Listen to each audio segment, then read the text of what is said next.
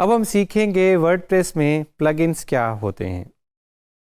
WordPress एक content management system है और उसमें बहुत सारी फंक्शनैलिटी ऑलरेडी मौजूद है, लेकिन कोई ऐसा फंक्शन हमें दरकार है जो कि वो फंक्शनैलिटी वर्डप्रेस में बाय डिफ़ॉल्ट एग्जिस्ट नहीं करती।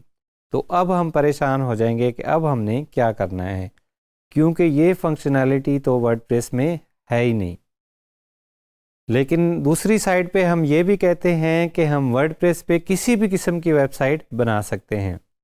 अगर किसी भी किस्म की वेबसाइट बना सकते हैं तो दुनिया जहान की सारी फंक्शनैलिटी अगर हम वर्डप्रेस में डाल देंगे तो उसका कोड बेस बहुत बड़ा हो जाएगा, और जिसको कोई फंक्शनैलिटी रिक्वायर्ड नहीं भी है उसके पास भी उसका कोड आ जाएगा।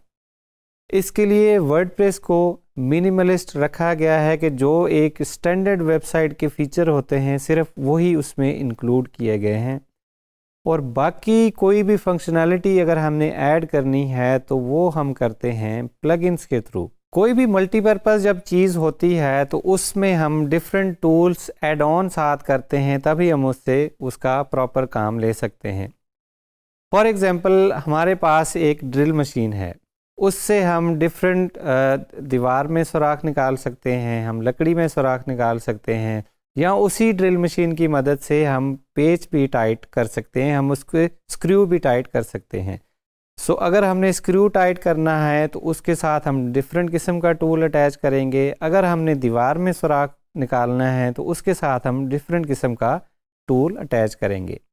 सिमिलरली वर्डप्रेस में डिफरेंट फंक्शनैलिटीज़ के लिए हम उसके साथ डिफरेंट किस्म के टूल्स या एड ऑन्स अटैच करेंगे ताकि वो फंक्शन हम उस वर्डप्रेस के थ्रू पूरा कर सकें।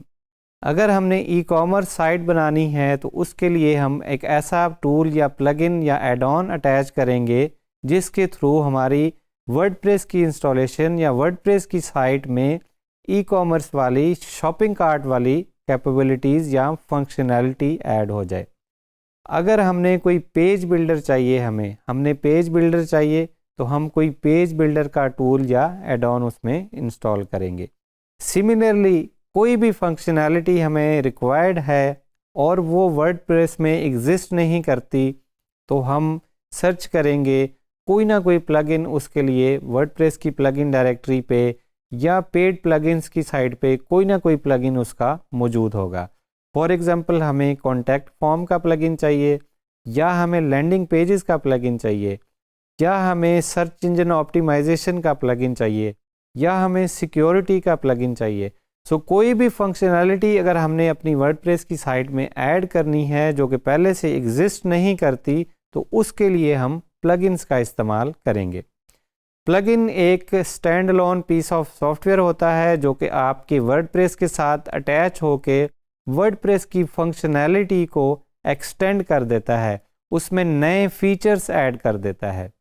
ऐसी फंक्शनैलिटी रिक्वायर्ड है जिसका कोई भी प्लगइन मौजूद नहीं है, ना ही वर्डप्रेस की डायरेक्टरी पे है, ना ही किसी पेड मार्केट प्लेस पे उस फंक्शनैलिटी का प्लगइन अवेलेबल है, तो उसके लिए एक कस्टम प्लगइन भी लिखा जा सकता है। वो कस्टम प्लगइन कोई थीम प्लगइन डेवलपमेंट की कंपनी लिखेगी या कोई प्लगइन डेवलपर लिखेगा। सो वर्डप्रेस में ऐसी फंक्शनैलिटी जो मौजूद नहीं है वो हम ऑलरेडी अवेलेबल प्लगइन्स के थ्रू उसमें ऐड कर सकते हैं, या कोई प्लगइन अगर अवेलेबल नहीं भी है तो उसके लिए हम एक कस्टम प्लगइन अपना बना भी सकते हैं या किसी और से बनवा भी सकते हैं। So WordPress plugins add more functionality to WordPress जो कि पहले से एग्जिस्ट नहीं करती। थीम की तरह सिमिलरली प्लगइन्स भी दो तरह के होते हैं। फ्री में भी प्लगइन्स आपको मिल जाते हैं और पेड में भी प्लगइन्स मिल जाते हैं।